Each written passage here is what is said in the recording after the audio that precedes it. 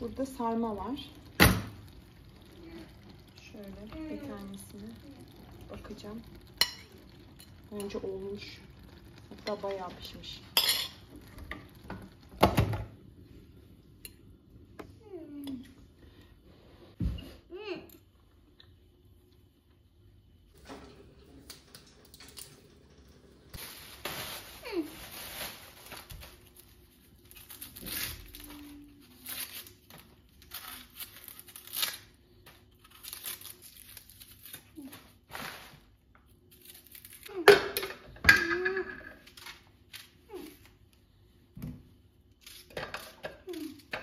Sen yap hadi.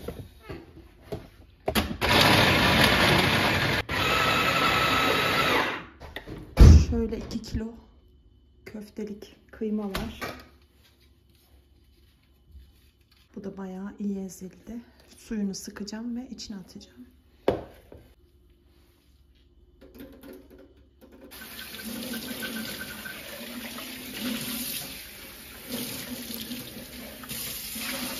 Şimdi burada 2 tane büyük soğan, 2 kilo kıyma, kimyon, pul biber, toz kırmızı biber var.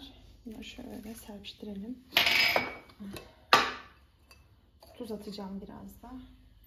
Bu kadar atsın.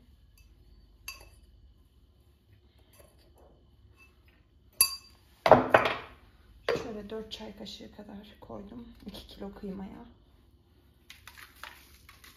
Az bile gelir bence. Şöyle kuru ekmek içi ve yumurta var.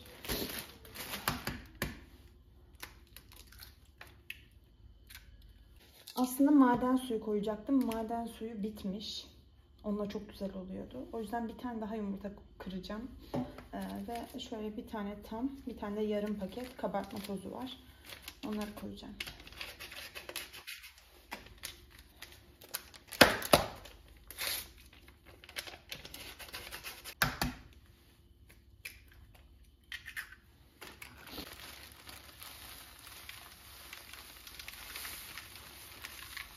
Bundan sonrası yoğurma. Yoğurmayı eşime yaptıracağım.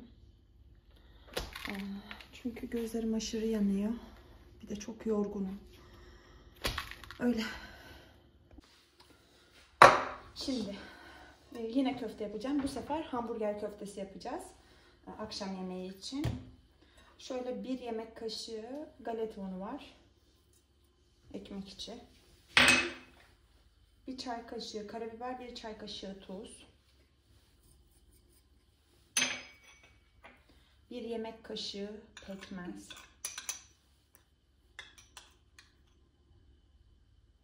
Tutsam mı? 1 yemek kaşığı da ne bunun adı Zeynep? Handa. Evet, pardon. Tamam. Kaşığı mı? Dök içine.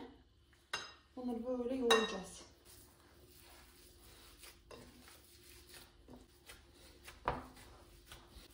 Şunu yoğurduktan sonra şöyle fırlatmayı Ferhat Şef'ten öğrendim, yemek kanalından. Gel. Yoksa tabağı kıracağız. Aynen. Göremedim. Şöyle. İyi. Çok büyük yapacağız herhalde. Şöyle yuvarladık. Yağlı kağıt koysa mıydım? Anne oldu mu? Dur. Bak.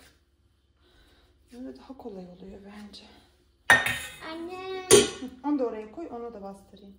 Anne aşağıda yırtılmasın ama. Tamam. Aferin, güzel olmuş. Bir daha yap hadi. Bunların hepsini bitireceğim. Geleceğim. Hepsini de çekmeyeyim. Şimdi köfteler bitti. Bir şunlar var. Bunları şimdi pişireceğim. Bir tepside dizdik. Onları da buzluğa atacağım.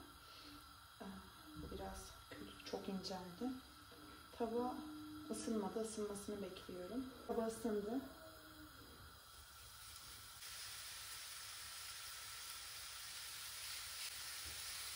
Şunların dışında şu kadar daha çıktı.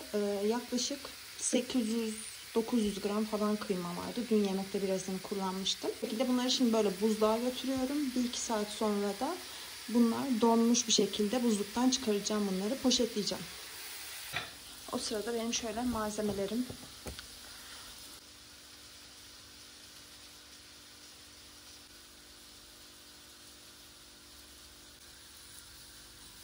Bakın pişmiş, hemen kendini saldı.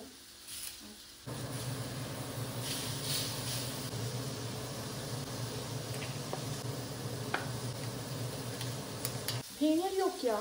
Peyniri almayı unuttuk. Neyse böyle olacak. Peynirsiz olacak bu sefer de. Yapacak bir şey yok. Nasıl unuttuk ya?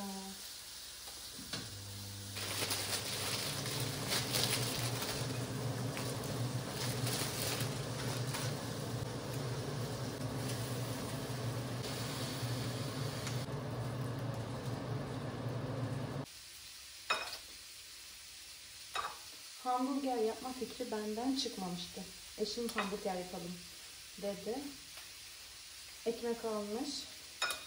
Ama diğeri aklına gelmedi demek ki.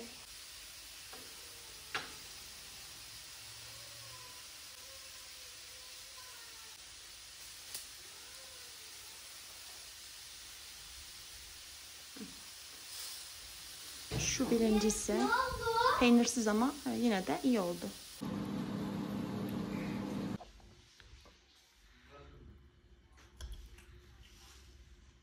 Puding yapacağım. Burada bir kaşık nişasta, bir kaşık un, 1,5 kaşık kakao, yarım su bardağı da toz şeker var.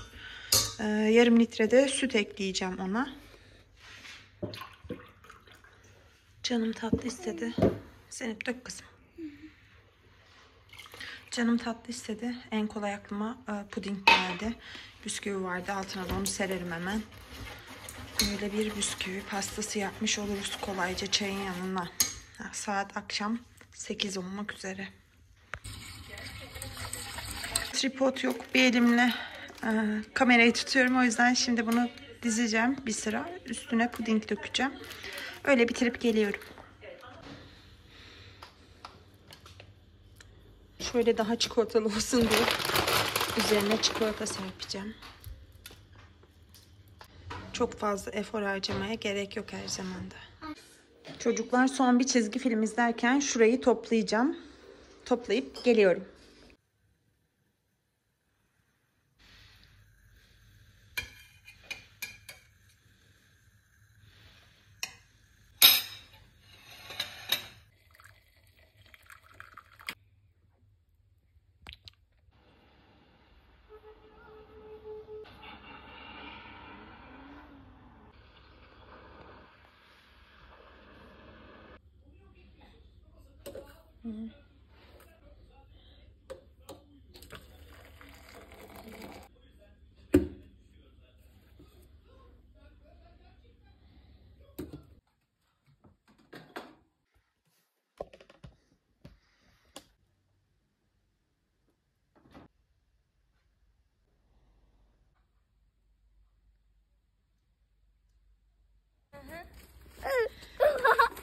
Anne, kardan adam yapalım mı?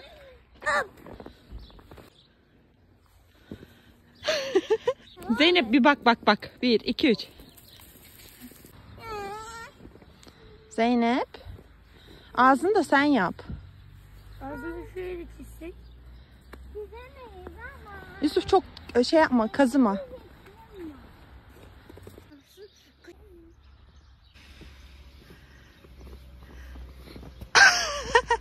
Bir, iki, üç.